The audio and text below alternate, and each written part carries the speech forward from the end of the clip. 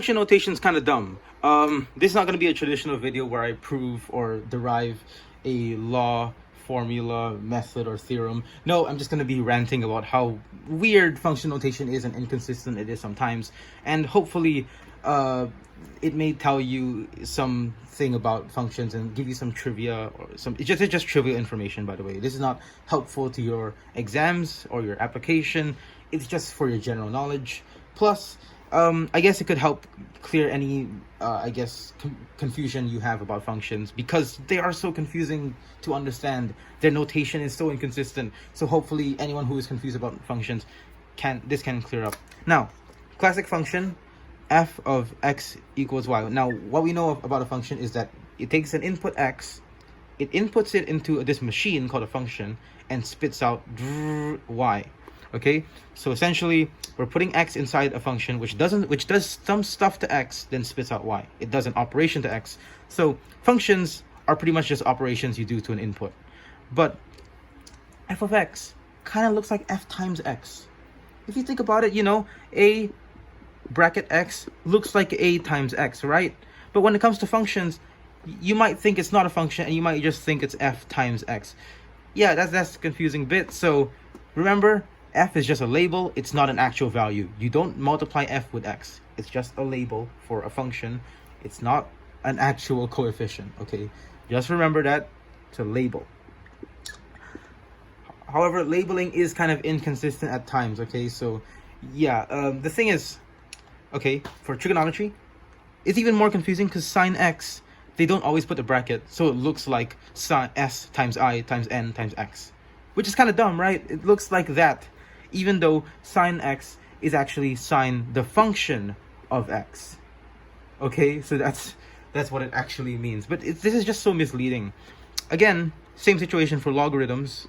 Log base 10, maybe for like 5, or let's change it to x to make it the same. Yeah, log base 10 for x kind of looks a bit dumb, right? Think about it. Looks like L times O times G, but like G10, because you could say like N1, N2, N10. So it looks like G10, but no, it's actually one word. It's log base 10. They don't always put a bracket here, but there's supposed to be a bracket. So yeah, it's a bit inconsistent. You think it's gonna be like L times O times G, but no, they're not coefficients. They are actually just the labels. So it's just another labeling issue. And another thing with derivatives, dy over dx. Okay, it kind of looks like the d is a coefficient, even though it's not a coefficient. D represents delta y over delta x. Okay, they just changed it for calculus to make it look different, and I explained why in my calculus videos, but they just changed delta to d because it's a different situation, but it's still the same concept of delta representing change. But d looks like it's an actual coefficient. Dude, it's so confusing. Why don't you replace it with like a Greek symbol so it doesn't look confusing? Greek symbol, why don't you think of another Greek symbol? I don't know, like I don't know, maybe like the lowercase delta, like this delta, the one that looks like a Prince logo. So, I would say this is better. This is much easier. I mean, it takes longer to write, but still, it doesn't look as confusing as this.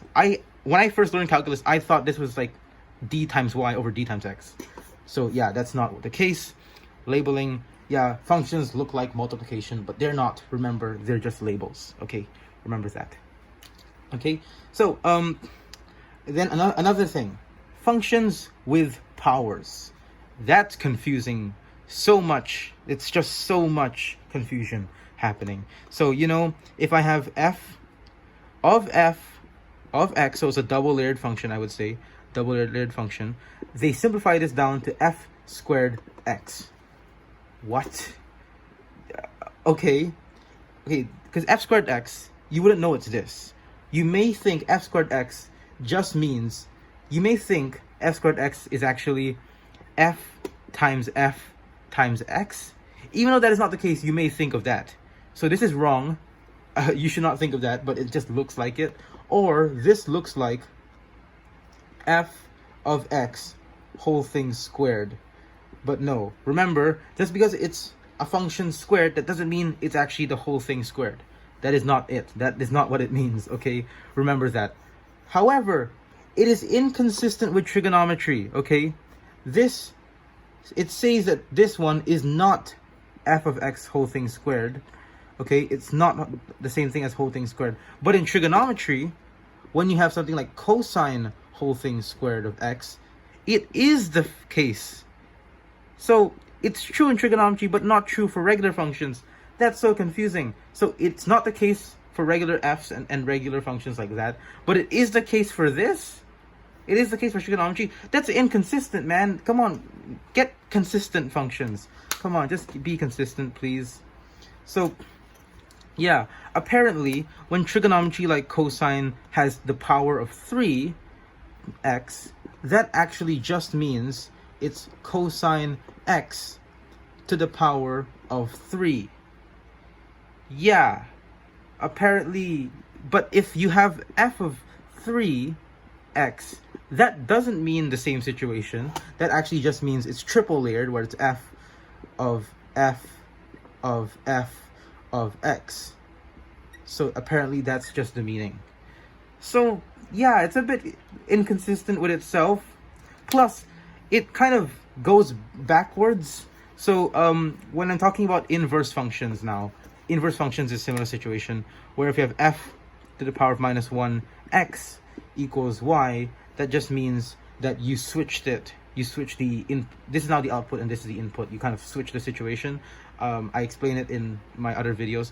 It's similar to how in sine to the power of minus 1 x is equal to y. That's just similar thing where you're switching it around, where originally it's sine y equals x, then it's just without the reciprocal.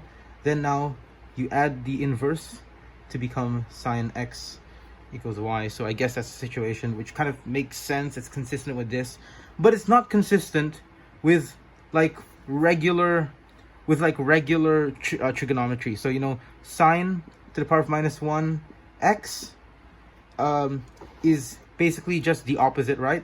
So it is not the same as 1 over sine x. That's making it clear. It is not the same as sine x to the power of minus 1. No, it's not. But if it's sine squared x, then it's the same, which I would say is pretty dumb. So it's not the same for minus 1, but it is the same for this. Plus sine x to the power of minus 1, that one is actually cosec x. Yeah. By the way, going down to the reciprocals now, changing topic to the reciprocals. The reciprocal of sine x, okay, sine x, the reciprocal, 1 over it, is essentially cosec x. But the reciprocal for cosine x is sec x. Does that make sense to you? No, it doesn't. Because, look, this one has the co, but sine has the co. This one has the sec, but this one has the s, but sine has the s. So it's like the other way around. Like, this one should have the cosec, this one should have the sec. But this is not the case. This is the case, apparently. So it's a bit weird. It's a bit strange. Yeah. And also, going back to derivatives. My gosh, it's so weird with derivatives. When you want to find the second order derivative, you're finding the derivative of a derivative. So that's dx of dy over dx. So I already said that this doesn't make sense, since this is supposed to be in the numerator, because the d should not be alone, since it doesn't make sense for d to be alone. But yeah, it's like that. And then they simplify this by multiplying them with each other, which is, I guess, consistent with like double layer functions like f of x. I guess that's consistent like that. So they will multiply. So what will happen is that this d will multiply here, so it will make d squared y. And then this bottom, the denominator, will multiply to this denominator, so it will become dx squared. What? But if dx is multiplying by dx, it should be d squared x squared, right? But why is it dx squared? Yeah, it's kind of weird. This is apparently the correct answer, but you know, it's a bit strange if you look at it, if you think about it too much. So yeah. So yeah, in conclusion, functions are pretty weird and are pretty inconsistent in their logic. But to leave you on a high note, I would give you what Richard Feynman proposed to fix the problem with trigonometry, and he proposed a better way to denote trigonometric functions and trigonometry in notation in general. So he proposed this in his book, Surely You're Joking, Mr. Feynman. It's a very funny book about his physics experiences, which is really great. He's a really great man. So let me just show you what he thought was a better was a better way to do trigonometry. So instead of sine x, it's going to be delta x. So it's a delta but stretched at the top. Then instead of cosine x, it's going to be gamma stretched at the top, then x. So it kind of gives you the similar vibe of like a square root x. So at least it tells you it's a function, you know. Sine x looks like it's s times I times n, but this one at least lets you know it's an actual function. Then tangent x, that one is tau x. So yeah, I would say that this is better, even though it doesn't make sense because trigonometry was made in Arabia, so it was not made in Greece. So using Greek symbols is a bit weird, but still, it's kind of better. I would say it's better. Next, he said for the inverse ones, all you have to do is just flip the Greek symbols around. So the inverse, the arctangent ones, or the arc functions, just flip them around, where it's like this, and then just flip the tau around. Yep. Yeah. This is, I guess, a great alternative, even though the alternative for inverse is also like arc sine and arc cosine, but that still has a problem of having letters, and letters look like they're algebra but they're just function titles. So yeah, but I guess this is better. This is kind of more easy to use because it lets you know that it's more intuitive. I would say it's more intuitive. And back to the very confusing one of the reciprocal functions like cosec and sec and cot. Like, come on, man. Why are you putting the co one for the sine and you're putting the s one for the cosine? It just feels wrong.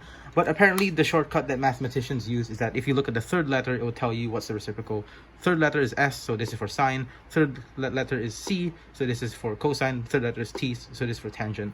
But the way that they denote it, the way that Richard Feynman denotes it to get rid of that extra thinking time, is to do it upside down. So it's the same thing, delta, but upside down. So not delta, this is sigma, sorry. This is a sigma. I said delta earlier, this was a sigma, sorry. Then gamma, but upside down. And then over here is tau, but upside down. Which I would say is much better, because it does make sense, because the reciprocals are upside down versions of the actual sine functions, like how sine is opposite over hypotenuse, but the reciprocal is hypotenuse over opposite. So I guess that does make sense. And also, yeah, this is, I would say it's a lot better. It's a lot better. So yes, yeah. So yes, Richard Feynman did a much better alternative and kind of fixed this problem. But you know, functions are all inconsistent, but we all understand what they mean. We know the context of the situation for those who are educated in mathematics. So yes, it's not your fault, functions. It's not your fault you're very inconsistent. It's history's fault. It's the mathematician's fault. But don't worry, they didn't mean badly. They meant well. So yeah, I can forgive you, functions. I can forgive you. But yeah, so that's how functions are kind of dumb sometimes. But you know, it's cleared up.